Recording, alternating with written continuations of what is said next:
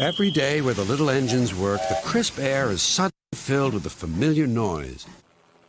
The lakes and mountains have many visitors, and Harold the helicopter flies the sky, making sure that no one is in trouble. All present and correct. Time to return to base. Then Harold noticed something. A sturdy diesel was coming round the mountain. Harold flew lower for a closer inspection. I'm Harold. Who are you? I'm Rusty, replied the diesel.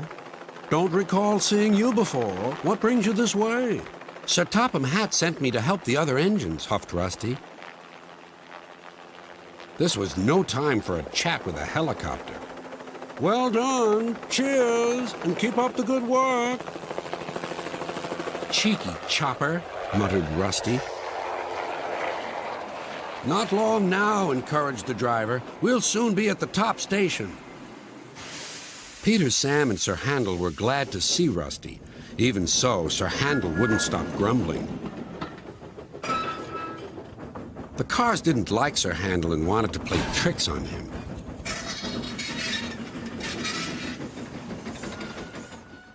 No one understands our feelings, sympathized Gordon. Now, if you were ill, you couldn't shunt cars, could you? Good idea, replied Sir Handel. I'll try it. He did so next morning. I don't feel well, he groaned. There wasn't time to examine him, so some of his cars were coupled behind Peter Sam's coaches. Rusty promised to follow with the rest. Peter Sam didn't mind the extra work. He left his coaches at the station and trundled cheerfully on. Soon they reached the quarry where the cars were needed. Empty cars at the bottom of the slope are hitched to a cable. Loaded ones at the top are hitched to another.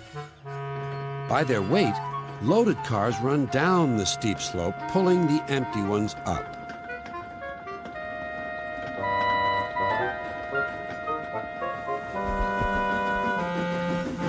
Peter Sam duly waited at the bottom of the slope for the loaded cars.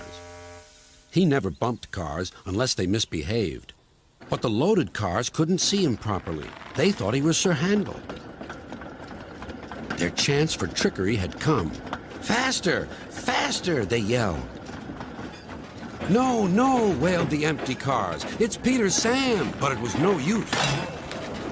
Hurrah! Hurrah! Roared the cars. Peter Sam shut his eyes.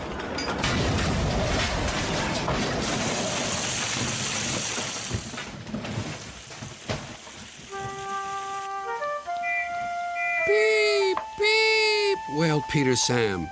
Rusty was working nearby and came to help clear up the mess. Bust my buffers, exclaimed Rusty. Never mind, Peter Sam. We'll get you out.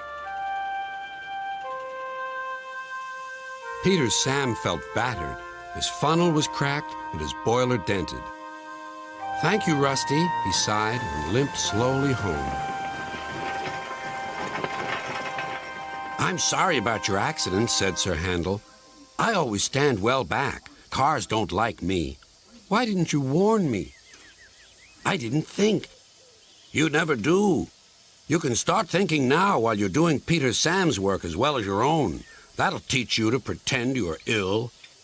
Sir Handel did start thinking about Gordon. When the wreckage was cleared away, Rusty set off along the line.